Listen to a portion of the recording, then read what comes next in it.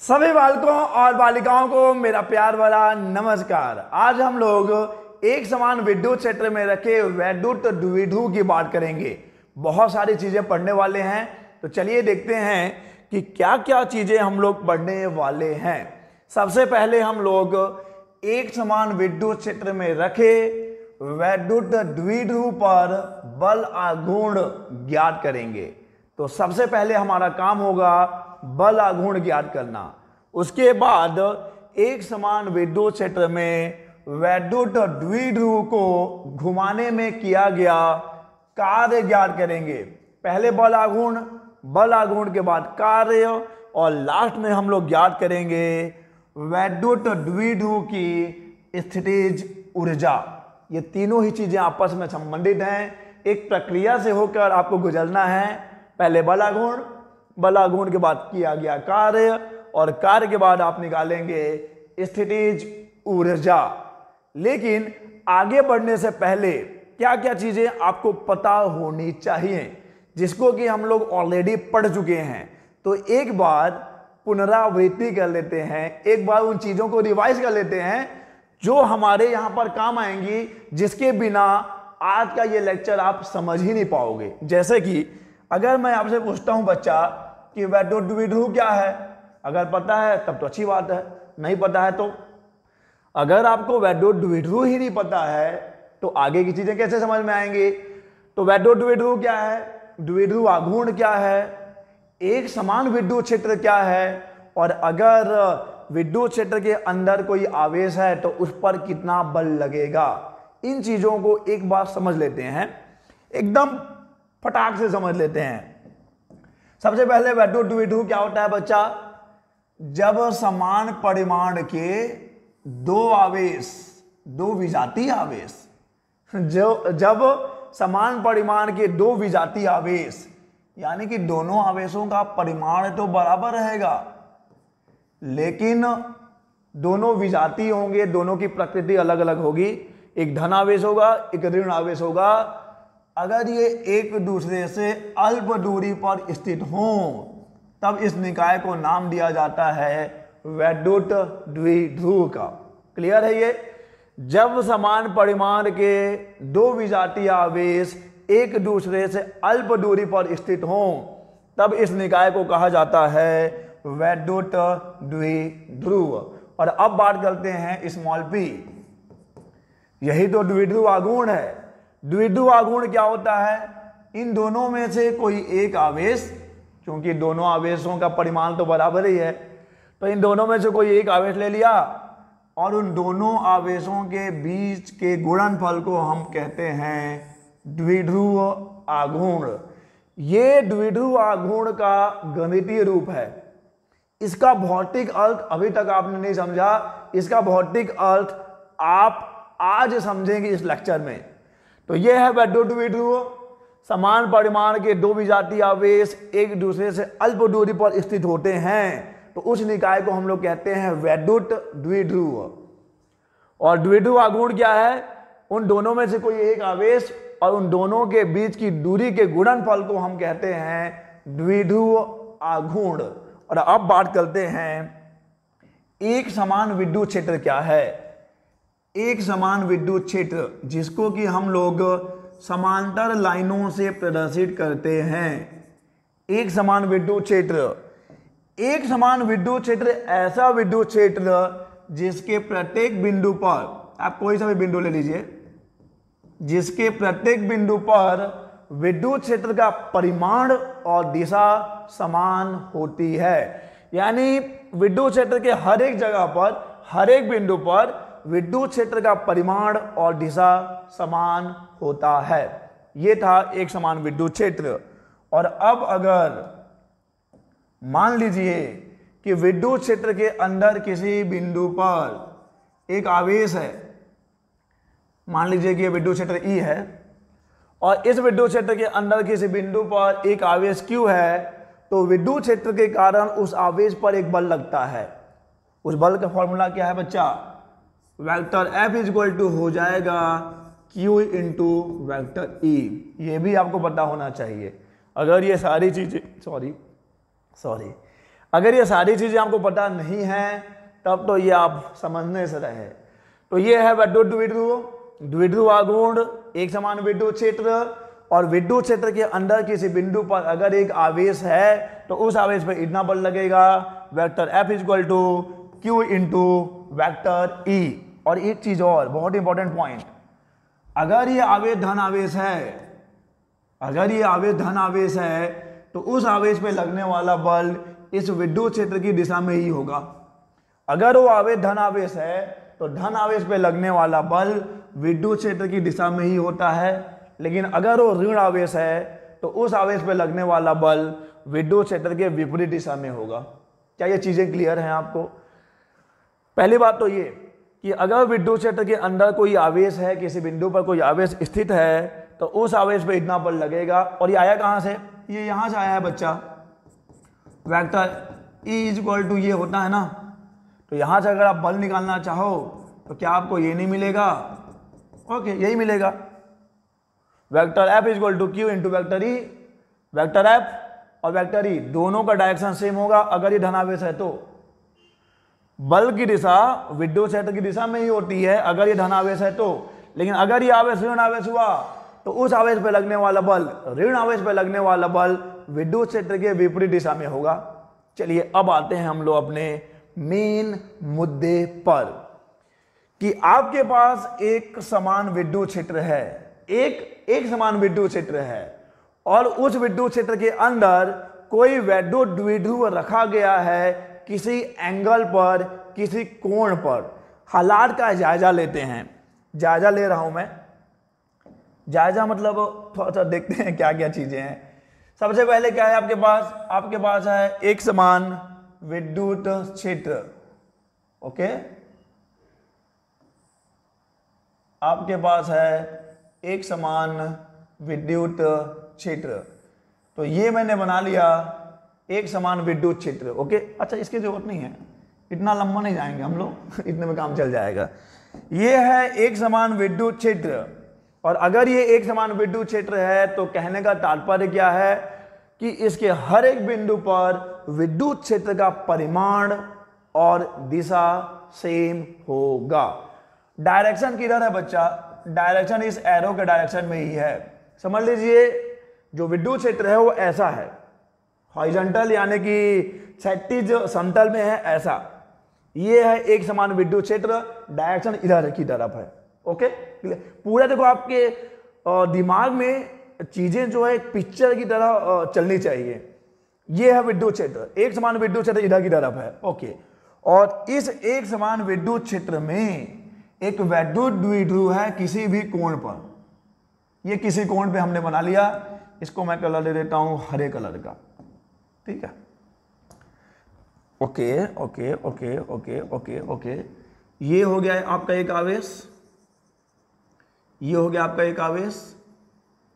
Okay, तो ये है आपका एक विद्युत द्विध्रुव जो एक समान विद्युत क्षेत्र के अंदर किसी कोण थीटा पर रखा गया है बच्चा, किसी कोण थीटा पर रखा गया है। तो आपको एग्जाम में लिखना कैसे होता है, अगर, क्योंकि लिखना तो पड़ेगा, अगर आप डेरिवेशन करते हैं तो आपको चीजों को एक्सप्लेन करना पड़ता है। आप डायरेक्ट मैथमेटिकल डेरिवेशन पे नहीं आ सकते, आपको एक परिचय देना पड़ता है। देखो कैसे देंगे आप, मैं सारी चीजें यहां नहीं लिख सकता, लेकिन मैं आपको बता सकता हूं कि चीजें लिखनी कैसे हैं। आप लिखेंगे कि माना एक विद्युत द्विध्रुव AB है सबसे पहले, और AB कहां है तो डरने वाली बात नहीं है, आप इसको A ले लीजिए, इसको B ले लीजिए। माना एक विद्युत द्विध्रुव AB है जो प्लस Q और माइनस Q आवेशों से मिलकर बना है। अब ये प्लस Q माइनस Q कहां है, इसको आप प्लस Q ले लीजिए, इसको आप माइनस Q ले लीजिए बच्चा। ओके, तो प्लस Q और माइनस Q आवेशों से मिलकर बना है जिनके बीच की दूरी 2L है, और इस दूरी को ही हम लोग क्या कहते हैं, द्विध्रुव की लंबाई। तो AB हो गया एक विद्युत द्विध्रुव जो कि एक, अभी वहां तक नहीं जाना, जो कि प्लस Q और माइनस Q आवेशों से मिलकर बना है, दोनों आवेशों के बीच की दूरी 2L है। तो मैं उस दूरी को यहां दिखा रहा हूं, यहां से लेके यहां तक, ये है दूरी 2L। द्विध्रुव की लंबाई कितनी है, 2L है, और इसके बाद आप लिखेंगे जो कि एक समान विद्युत क्षेत्र E के अंदर थीटा कोण पर रखा गया है। तो ये हैं हालात। एक विद्युत द्विध्रुव AB जो प्लस क्यू और माइनस क्यू आवेशों से मिलकर बना है, ओके, और जिसकी लंबाई 12 है, ओके, जो कि एक समान विद्युत क्षेत्र E के अंदर थीटा कोण पर रखा गया है। और अब देखिए इसके बाद का मोर्चा आपको संभालना है। क्या क्या चीजें हैं, आप भूल जाइए कि आपके पास एक विद्युत द्विध्रुव है, आपके पास दो आवेश है, एक आवेश है प्लस क्यू जो कि बिंदु ए पर है, एक आवेश है माइनस क्यू जो कि बिंदु बी पर है। और अभी आपको पीछे मैंने बताया कि अगर कोई आवेश विद्युत क्षेत्र के किसी बिंदु पर है तो उस पर एक बल लगता है। चलिए देखते हैं, मैं पिंक कलर ले रहा हूं बच्चा। तो इस प्लस की आवेश पर बल लगेगा ना, इस प्लस की आवेश पर बल लगेगा कि नहीं, बिल्कुल लगेगा। इस प्लस की आवेश पर बल लगेगा इधर की तरफ, और ये हो जाएगा Q इंटू ई। क्योंकि ये प्लस क्यू आवेश है तो ये जो बल लगेगा किधर की तरफ लगेगा, विद्युत क्षेत्र की दिशा में ही लगेगा। अभी आपको बताया था मैंने कि अगर प्लस आवेश है, धन आवेश है, तो उस धन आवेश पर विद्युत क्षेत्र के कारण जो बल लगता है वो विद्युत क्षेत्र की दिशा में ही होता है। और यहां पर भी बल लगेगा, ये भी तो एक आवेश ही है, लेकिन ये ऋण आवेश है, तो यहां पे जो बल लगेगा विद्युत क्षेत्र के विपरीत दिशा में लगेगा, minus Q E. Clear? Plus Q आवेश पे लगेगा क्यू ई बल विद्युत क्षेत्र की दिशा में, क्यू ई माइनस क्यू आवेश पे बल लगेगा माइनस क्यू ई विद्युत क्षेत्र की विपरीत दिशा में। क्या ये क्लियर है? इसको मैं लिख नहीं रहा हूं क्योंकि ये सारी चीजें मैं लिखने बैठा तो सुबह से शाम हो जाएगा, ओके, और सुबह से शाम नहीं करना है क्योंकि शाम को किसी का इंतजार भी करना है। तो प्लस क्यू ई ये है प्लस क्यू आवेश पर लगने वाला बल जो कि विद्युत क्षेत्र की दिशा में ही लगता है, क्लियर है। माइनस क्यू ई ये है माइनस क्यू पे लगने वाला बल जो कि विद्युत क्षेत्र के विपरीत दिशा में लगता है। और अब बात करिए अपने इस निकाय का, प्लस क्यू और माइनस क्यू, और उस निकाय का नाम है विद्युत द्विध्रुव। तो अब आप समझ गए होंगे। पहले ये समझिए, मैं इसको लिख देता हूं कि प्लस क्यू आवेश पे बल लगता है क्यू इंटू ई विद्युत क्षेत्र की दिशा में, माइनस क्यू आवेश पे बल लगता है क्यू इंटू ई विद्युत क्षेत्र की विपरीत दिशा में। इसको लिखना पड़ेगा क्या, विद्युत क्षेत्र की दिशा में, विद्युत क्षेत्र के विपरीत दिशा में, ओके। विद्युत क्षेत्र की दिशा में लगेगा प्लस क्यू आवेश पे बल, विद्युत क्षेत्र की विपरीत दिशा में लगेगा माइनस क्यू आवेश पे बल। यानी हम अगर विद्युत द्विध्रुव की बात करें, अतः विद्युत द्विध्रुव पर कितने बल काम कर रहे हैं, विद्युत द्विध्रुव पर प्लस क्यू एवं minus Q E, plus Q E एवं माइनस क्यू ई बल कार्यरत हैं। तो आपके विद्युत द्विध्रुव पर प्लस क्यू और माइनस क्यू आवेश से जो निकाय बना है उस पर दो बल काम कर रहा है, एक प्लस क्यू और एक माइनस क्यू बल। अच्छा, ढंग से लिखें, ढंग से लिखा हूं मैं, ये बल है, ये कार्यरत है। तो अब जरा देखिएगा कि प्लस क्यू ई आवेश, प्लस क्यू ई बल और माइनस क्यू ई बल, दोनों ही बल क्या है, दोनों ही बल परिमाण में बराबर है, दिशा विपरीत है, और दोनों की क्रिया रेखा भी अलग है। जरा ध्यान दीजिएगा, मैं लिख भी रहा हूं, दोनों बल परिमाण में बराबर हैं, ओके, दिशा विपरीत है, दिशा क्या है, विपरीत है। क्रिया रेखा क्या है बच्चा, क्रिया रेखा अलग अलग है। इन तीनों कंडीशन पे नजर डालिए, गौर फरमाइएगा बच्चा कि दोनों बल परिमाण में बराबर हैं। QE बल, QE बल, दोनों बलों का परिमाण बराबर है। दिशा विपरीत है। दिशा विपरीत कैसे है बच्चा? एक विद्युत क्षेत्र की दिशा में है और एक विद्युत क्षेत्र के विपरीत दिशा में है, तो दोनों बलों की दिशा विपरीत है। यह भी क्लियर है। क्रिया रेखा अलग अलग है। देखो, इसकी क्रिया रेखा प्लस QE की क्रिया रेखा ये है और माइनस Q की क्रिया रेखा ये है, यानी दोनों बलों की क्रिया रेखा अलग अलग है। इतनी सारी चीजें आपको समझ में आ रही हैं। और अब चलते हैं क्लास 11th में। नहीं मतलब फेल हो के वापस नहीं जाना है आपको, अब पास हो के क्लास 12th में आ चुके हैं। हाँ, बिना एग्जाम पास हुए आए हैं, कोई बात नहीं, किस्मत अच्छा है आपका। लेकिन चलिए देख लेते हैं। चलो मान लो कि आपके पास एक ऐसा मैकेनिकल आर्म है, यानी कि एक मैकेनिकल यांत्रिक भुजा है, मैकेनिकल आर्म, ये ऐसा, ये एक मैकेनिकल आर्म हो गया। बस एग्जाम्पल ही आपको समझा रहा हूं कि इन हालात में क्या होता है। अब इस मैकेनिकल आर्म पे एक बल इधर की तरफ लग रहा है, एक बल इधर की तरफ लग रहा है ना बच्चा, एक बल इधर की तरफ, एक बल इधर की तरफ। क्लियर है? ये दोनों बलों का परिमाण बराबर है, दिशा विपरीत है। दोनों बलों का परिमाण बराबर है, दिशा विपरीत है। क्रिया रेखा अलग अलग है। अगर क्रिया रेखा समान होती है, अगर F और F दोनों एक ही लाइन में काम करते हैं, तो दोनों एक दूसरे को निरस्त कर देंगे। आपको परिणामी क्या मिलेगा? अंडा। परिणामी शून्य मिलेगा। अगर दोनों बल, अगर दोनों बलों का परिमाण बराबर होता है, दिशा विपरीत होती है, और दोनों अगर एक ही क्रिया रेखा में काम करें, तब तो वो दोनों एक दूसरे को कैंसिल करेंगे, आपस में कट के लड़ के मर जाएंगे। आपको परिणामी क्या मिलेगा? शून्य मिलेगा। लेकिन यहां पे ऐसा नहीं है। यहां पे दोनों बलों का परिमाण तो बराबर है, दिशा विपरीत है, लेकिन क्रिया रेखा अलग अलग है। यानी ये दोनों बल मिलकर क्या बनाएंगे? एक बल युग्म का निर्माण करते हैं। ध्यान दीजिएगा, बल युग्म, कपल ऑफ फोर्स। कपल यानी समझ है ना आप? कपल समझ, आप ज्यादा अच्छे समझते होंगे। कपल ऑफ फोर्स, तो दोनों बल मिलकर क्या करते हैं? बल युग्म का निर्माण करते हैं। और अब आपको इस बल युग्म का क्या मिलेगा? बल युग्म का बल आघूर्ण मिलेगा। और इस बल युग्म का जो आघूर्ण है वो क्या करता है? इस मैकेनिकल आर्म को घुमाने का प्रयास करता है, रोटेट करवाएगा। रोटेट यानी कि घूर्णन, ओके, विस्थापित नहीं करेगा।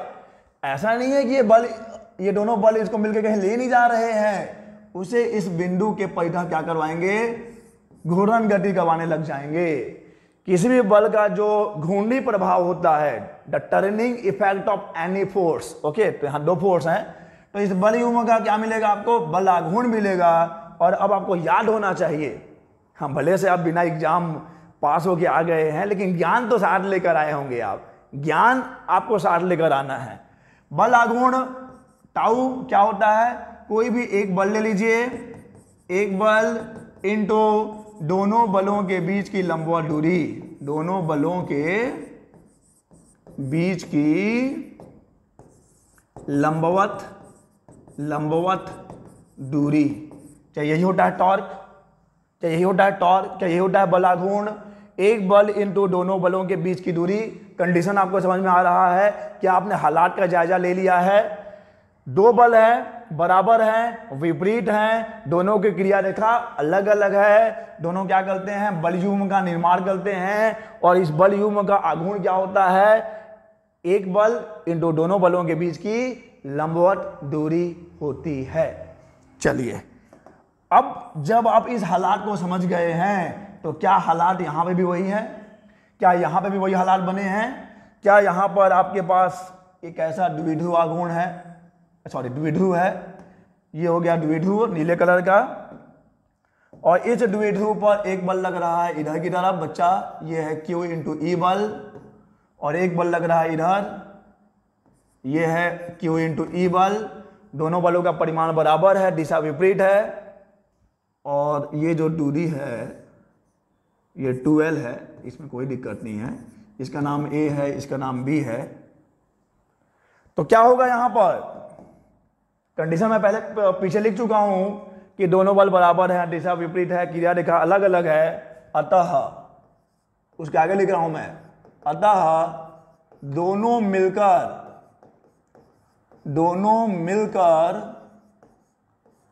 एक बल युग्म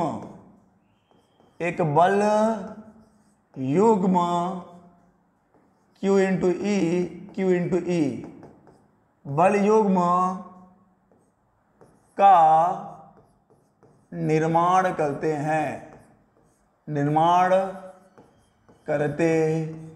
हैं।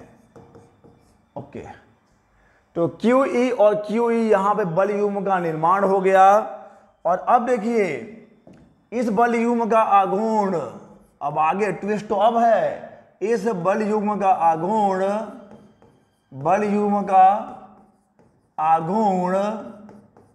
जिसे हम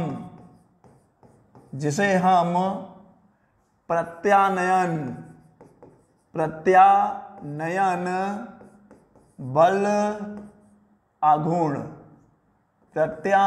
बल आघूर्ण कहते हैं। ये क्या करेगा? इस बल युग्म का जो आघूर्ण है, जिसे आप प्रत्यानयन बल आघूर्ण कहते हैं, वो क्या करेगा? वो इस द्विध्रुव को घुमाकर, एक्चुअली में क्या है, मान लीजिए कि ऐसे कोई चीज है, इधर से आप इधर खींच रहे हैं, इधर से इधर खींच रहे हैं, तो क्या होगा? क्या ये ऐसे हो जाएगी? अगर एक चीज को आप इधर से खींच रहे हैं इधर से खींच रहे हैं इधर, तो क्या ये घूम के ऐसे हो जाएगी? तो यहां पे भी वैसे ही होगा। इस बल युग्म का जो आघूर्ण है, इस द्विध्रुव को घुमाकर विद्युत क्षेत्र के समांतर लाने का प्रयास करता है और ले भी आएगा। अगर बाहर से आप उस पर कोई बल नहीं लगाएंगे तो इस बल युग्म का आघूर्ण इस द्विध्रुव को घुमाकर विद्युत क्षेत्र के समांतर ले भी आएगा। तो इसी को हम लोग यहां पे लिखते हैं कि इस बल युग्म का आघूर्ण, जिसे हम लोग प्रत्यानयन बल आघूर्ण कहते हैं, द्विध्रुव को घुमाकर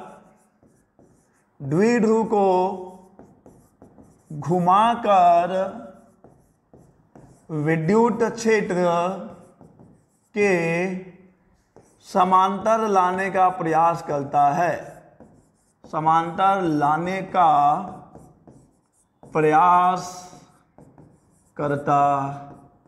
है। ओके, तो मैं आगे बढ़ने से पहले आपको वो चीजें एक बार फिर से रिपीट करूंगा। हमारे पास है एक AB वैद्युत द्विध्रुव जो प्लस Q और माइनस Q आवेशों से मिलकर बना है। ओके, जो कि एक समान विद्युत क्षेत्र E में थीटा कोण पर रखा गया है। ओके, अब इस प्लस Q आवेश पर QE बल लग रहा है, माइनस Q आवेश पे माइनस QE बल लग रहा है। QE की दिशा विद्युत क्षेत्र की दिशा में है, ये विद्युत क्षेत्र के विपरीत दिशा में है। दोनों बलों का परिमाण बराबर है, दिशा विपरीत है, क्रिया रेखा अलग अलग है। दोनों ही बल क्या करेंगे? दोनों ही बल एक बल युग्म का निर्माण करेंगे और उस बल युग्म का जो आघूर्ण होगा, जो टॉर्क होगा, बल युग्म का आघूर्ण, जिसे हम लोग क्या बोलते हैं? प्रत्यानयन बल आघूर्ण कहते हैं। ये इस विद्युत द्विध्रुव को घुमाकर विद्युत क्षेत्र के समांतर लाने का प्रयास करता है। यानी अगर आप एक विद्युत द्विध्रुव को विद्युत क्षेत्र के अंदर किसी कोण पर रखेंगे तो ये प्रत्यानयन बल आघूर्ण क्या करेगा? उसको घुमाकर विद्युत क्षेत्र के समांतर ले आएगा। अगर आप बाहर से एफर्ट नहीं लगा रहे हैं तो आपने किसी भी कोण पर रख दिया, आपने वैद्युत द्विध्रुव को किसी भी कोण पर रख दिया, तो उस पर यह प्रत्यानयन बल आघूर्ण काम करेगा, उसको घुमाकर विद्युत क्षेत्र के समांतर लाने का प्रयास करता है। और बाहर से अगर आप उंगली नहीं कर रहे हैं तो उसको घुमाकर विद्युत क्षेत्र के समांतर ले भी आएगा। तो अब आपको क्या करना है? वही बल आघूर्ण निकालना है। अब हम जानते हैं बल आघूर्ण बराबर क्या होता है बच्चा? बल आघूर्ण बराबर होता है एक बल इंटू दोनों बलों के बीच की कौन सी दूरी? लंबवत दूरी, याद रखिएगा। दोनों बलों के बीच की लंबवत दूरी, टाउ इज इक्वल टू और अब बताइए यहां पर लंबवत दूरी कौन सी होगी? क्या ए बी लंबवत दूरी है? ना ना ना ना, ऐसी दूरी लेनी है जो इन दोनों बलों पे लंब हो। तो यहां से लंब मैं ऐसे खींच दूं अगर, ये वाली दूरी देखिए, और इसको मैं नाम दे दूं बिंदु सी का, तो क्या ये जो दूरी AC है ये QE पे भी लंब है और इस QE पे भी लंब है। तो AC है लंबवत दूरी, टाउ इक्वल टू आ जाएगा एक बल, कोई सा भी बल ले लो, QE इंटू दोनों बलों के बीच की लंबवत दूरी AC ले लीजिए ना आप, तो टाउ इक्वल टू आ जाएगा QE इंटू AC। समीकरण नंबर 1 लिख दो। इस डायग्राम में भी आप ऐसा कर सकते हैं, कोई दिक्कत नहीं है। ये लंबवत दूरी यहां से ऐसा, ये हो गया लंबवत दूरी C। तो यहां पर एक समकोण त्रिभुज बन जाएगा AC और B। समकोण त्रिभुज AC और B, अगर ये थीटा है तो ये भी थीटा ही होगा ना, संगत कोण, करस्पॉन्डिंग एंगल, ये थीटा तो ये भी थीटा होगा। तो अब हम लोग उसी समकोण त्रिभुज की बात करते हैं। कौन से समकोण त्रिभुज की बच्चा? यहां पे देखिए, हम लोग बात कर रहे हैं इस वाले समकोण त्रिभुज की, ACB, ये थीटा है, ये 2L है, ये 90 है। आपको AC चाहिए। थीटा के सामने क्या होता है? थीटा के सामने जो है उसको आप क्या लेते हैं? ये लंब हो जाएगा बच्चा, लंब। 90 के सामने जो है वो कर्ण हो जाएगा बच्चा, और बीच में बच गया वो क्या है? वो आधार है। ओके, तो मेरे को यहां पे चाहिए ये लंब, और लंब के लिए आप किसके साथ जाएंगे? लंब के लिए आपको जाना पड़ेगा साइन के पास। समकोण त्रिभुज ACB में लगा दीजिए sine theta is equal to लंब बटे कर्ण।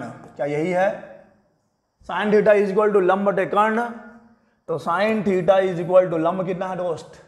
लंब तो लंब ही है, वही तो ज्ञात करना है। ए भी कितना है? 2L है, तो AC इज इक्वल टू आ गया 2L साइन थीटा। कोई दिक्कत ही नहीं होना चाहिए। मान रख दीजिए समीकरण नंबर 1 में, समीकरण 1 में कहां है समीकरण 1? ये है समीकरण 8 नहीं, समीकरण number 1। Tau is equal to QE into AC। तो टाउ का मान कितना आ जाएगा? Tau is equal to QE, तो QE है, AC का मान है 2L साइन थीटा। और अब थोड़ा सा यहां पर आपसी संबंध Q और AL के बीच में, Q और 2L के बीच में। Q इंटू 2L क्या होगा दोस्त? Q इंटू 2L हो जाएगा P। अभी तो पीछे समझाया था आपको। तो टाउ इज इक्वल टू हो जाएगा PE sine theta. Tau is equal to PE sine theta, यही तो है बल आघूर्ण। Tau is equal to PE sine theta. अगर कोई वैद्युत द्विध्रुव ई तीव्रता के विद्युत क्षेत्र में थीटा कोण पर रखा गया है, तो उस पर इतना बल आघूर्ण काम करेगा। और ये बल आघूर्ण क्या करता है? ये बल आघूर्ण उस वैद्युत द्विध्रुव को घुमाकर विद्युत क्षेत्र के समांतर लाने का प्रयास करता है। Tau is equal to PE sine theta. ये सदिश राशि है, ये भी सदिश राशि है, ये थीटा है, यानी ये कौन सा प्रोडक्ट होगा? ये सदिशों का कौन सा गुणनफल है? ये सदिशों का सदिश गुणनफल है। तो मैं यहां पे सदिश के फॉर्म में लिख रहा हूं बच्चा।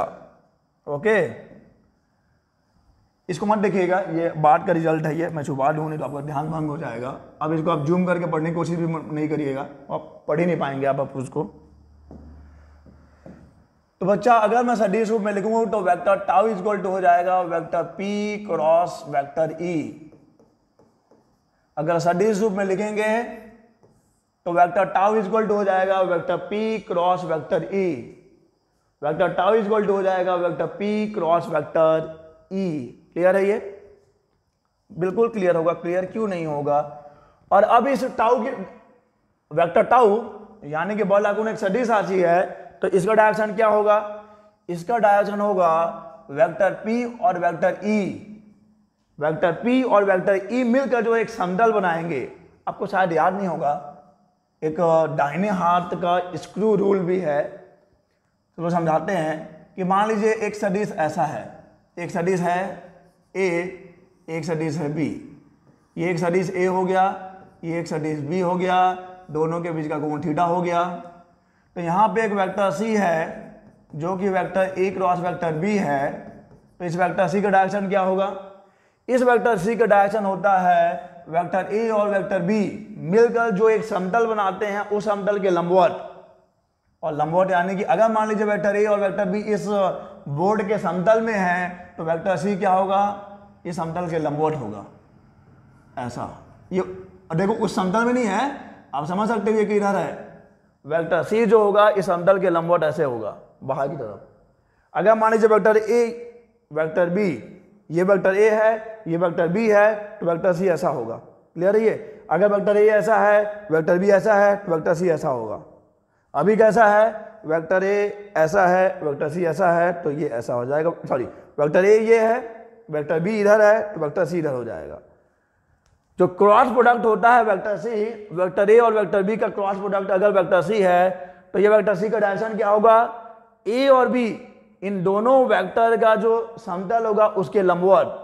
तो यहां पर भी वेक्टर टाउ का डायरेक्शन क्या होगा? वेक्टर पी और वेक्टर ई के समतल के लंबवत होगा। वेक्टर पी और वेक्टर ई, मान लीजिए कि ये वेक्टर पी है और ये वेक्टर ई है, ये वेक्टर पी है ये वेक्टर ई है, तो वेक्टर टाउ क्या होगा? इन दोनों का ये एक समतल बनेगा ना, ऐसा। आपको, मुझे उम्मीद है आपको दिख रहा होगा। ये वेक्टर ई है ये वेक्टर पी है, तो ये एक समतल बनेगा ना, ये समतल हो गया, तो वेक्टर टाउ क्या होगा? इस समतल के लंबवत होगा। ओके, तो ये हो जाएगा vector tau is equal to vector P cross vector E. Clear? चलिए आगे चलते हैं अब। तो इसका परिमाण पीछे हमने लिख रखा है कि पी ई साइन थीटा होता है। ओके, और अब हम लगाने वाले हैं स्पेशल केस, यानी कि विशेष स्थिति। स्पेशल केस लगाते हैं, स्पेशल केस। तो स्पेशल केस में नंबर 1, अगर थीटा मान लीजिए 0 डिग्री हो, अगर थीटा 0 हो जाएगा तो टाउ कितना हो जाएगा? टाउ 0 हो जाएगा। और थीटा 0 कहने का मतलब क्या है? थीटा 0 कहने का मतलब यह है कि आपका विद्युत क्षेत्र के समांतर है, विद्युत क्षेत्र की दिशा में ही है। थीटा 0 है यानी आपका जो विद्युत द्विध्रुव है वो किसकी दिशा में है? विद्युत द्विध्रुव किसकी दिशा में है बच्चा? विद्युत क्षेत्र की दिशा में ही है। उस केस में टाउ 0 होगा और इसे हम लोग कहते हैं स्थायी संतुलन की स्थिति। क्या कहेंगे बच्चा? स्थायी संतुलन। संतुलन। अगर थीटा 0 है तो टाउ 0 होगा। अगर आपका विद्युत द्विध्रुव विद्युत क्षेत्र की दिशा में ही है तो स्थायी संतुलन की स्थिति कहलाएगी हो, क्योंकि उस केस में उस पर कोई बल लागू लगेगा ही नहीं। नंबर 2, अगर थीटा 90 डिग्री हो गया, यानी अगर ये विद्युत क्षेत्र है और आपका विद्युत द्विध्रुव ऐसा है, अगर ये विद्युत क्षेत्र है और विद्युत द्विध्रुव ऐसा है, तो टाउ हो जाएगा sin 91 PE, जो कि होगा अधिकतम। तो अगर आपका विद्युत द्विध्रुव विद्युत क्षेत्र के लंबवत है तो उस पर अधिकतम टॉर्क, अधिकतम बल आघूर्ण काम करेगा। नंबर 3 बच्चा, अगर थीटा कितना हो जाए? थीटा 180 डिग्री हो जाए, इस कंडीशन में भी आपका विद्युत द्विध्रुव विद्युत क्षेत्र के समांतर है। लेकिन पहले क्या था? पहले वाले केस में यहां देखिए, अगर यह विद्युत क्षेत्र ऐसा है, अगर यह विद्युत क्षेत्र ऐसा है तो इधर था माइनस आवेश, इधर था प्लस आवेश, यानी कि आपका वेक्टर P जो है वेक्टर E के डायरेक्शन में था। यानी वेक्टर P और वेक्टर E का बीच, वेक्टर P और वेक्टर E के बीच का कोण कितना था? 0 डिग्री था।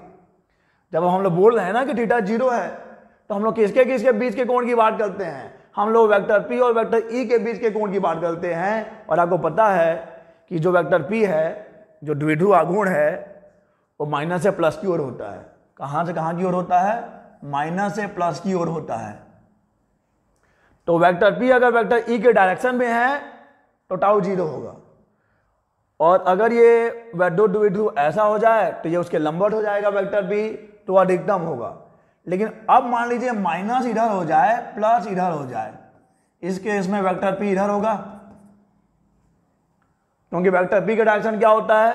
माइनस से प्लस की ओर होता है, माइनस से प्लस की ओर, वेक्टर ई उधर है, वेक्टर पी इधर है, यानी कि आपका वैद्युत द्विध्रुव विद्युत क्षेत्र के समांतर तो है, लेकिन वेक्टर पी और वेक्टर ई दोनों क्या है, विपरीत हैं। इसीलिए हमने बोला है थीटा कितना होगा, 180 होगा। उस केस में टाउ कितना हो जाएगा, साइन 180 कितना होगा बच्चा, साइन 180 भी जीरो ही होगा, साइन 180 भी जीरो ही होगा, तो tau zero, again tau zero होगा।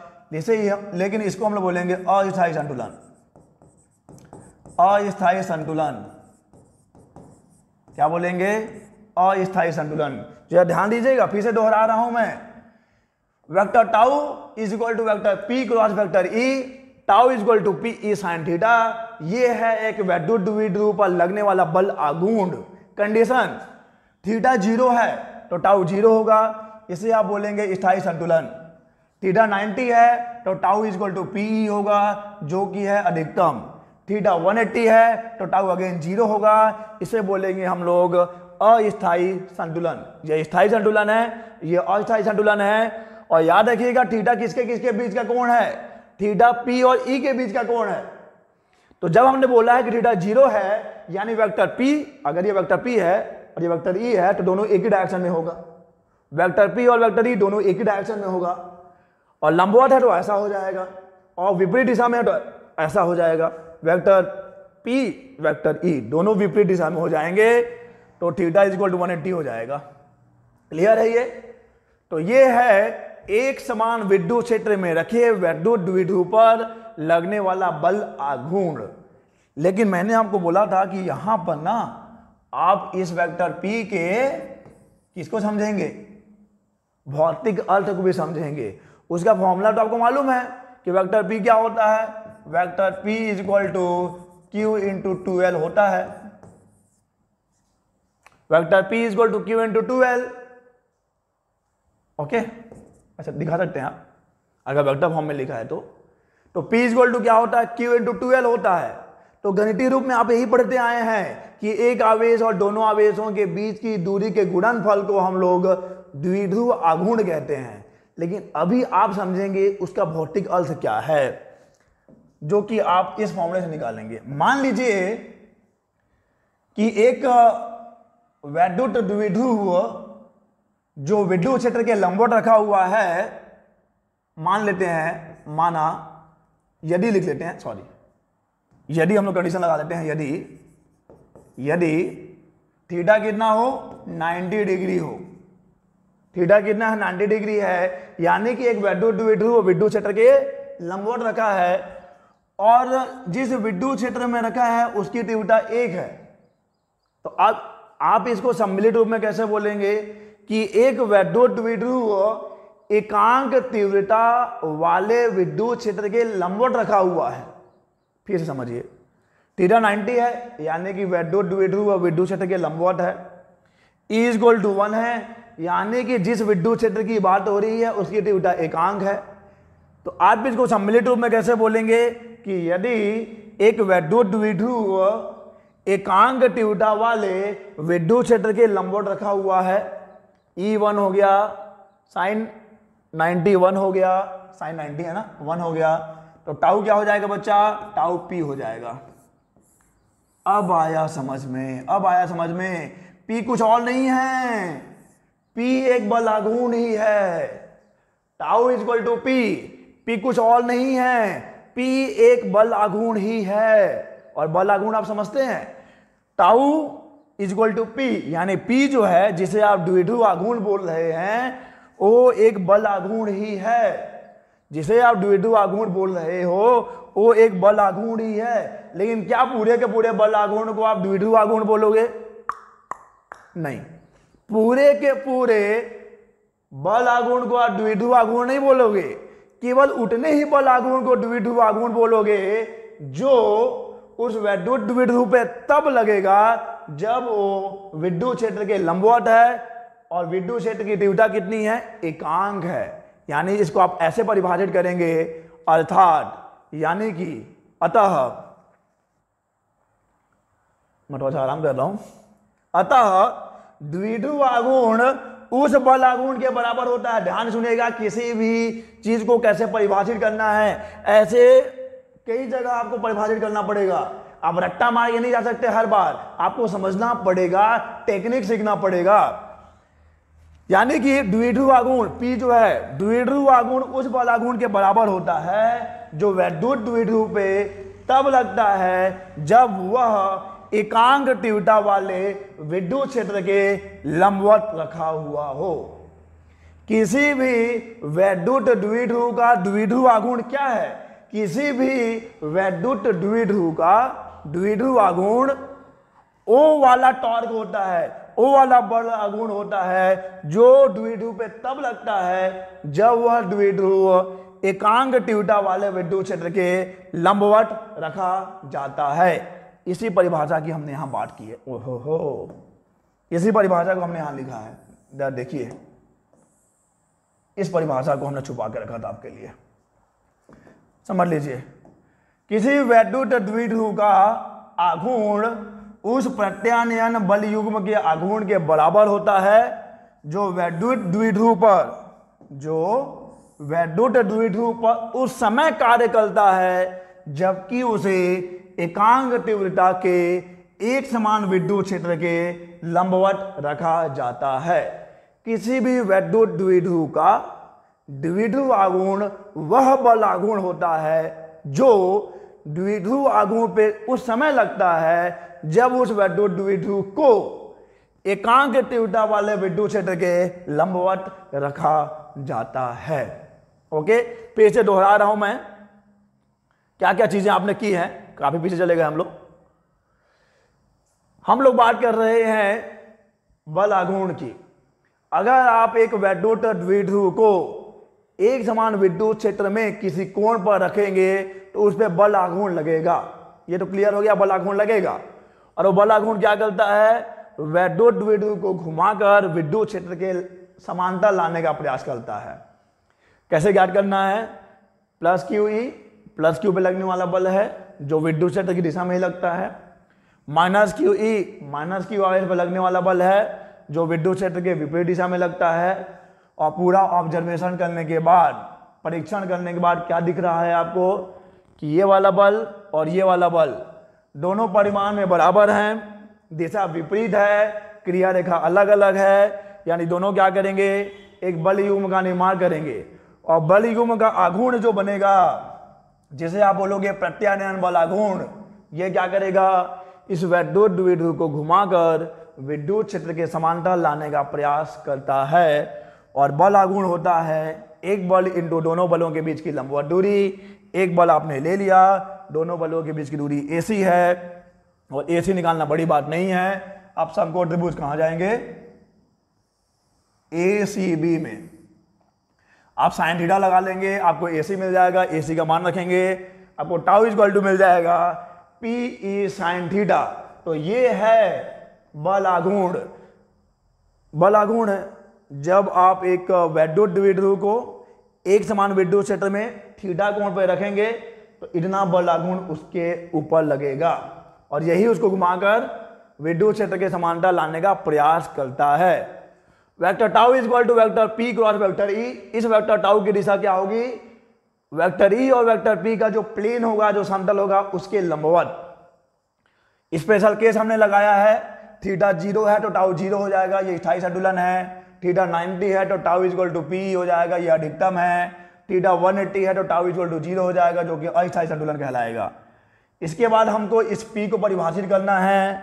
अगर थीटा 90 हो जाए, अगर E 1 हो जाए, यानी कि अगर एक वैद्युत द्विध्रुव को एकांक तीव्रता वाले विद्युत क्षेत्र के लंबवत रखा जाए, तब वहां पर उस पर जो बल आघूर्ण, प्रत्यानयन बल आघूर्ण लगता है, उसे ही हम लोग कहते हैं P। तो इतनी सारी चीजें आपने पढ़ी हैं। ये समझ लीजिए कि इस लेक्चर का फर्स्ट पार्ट है। अब हम लोग सेकेंड पार्ट में कार्य और क्या निकालेंगे? स्थितिज ऊर्जा निकालेंगे।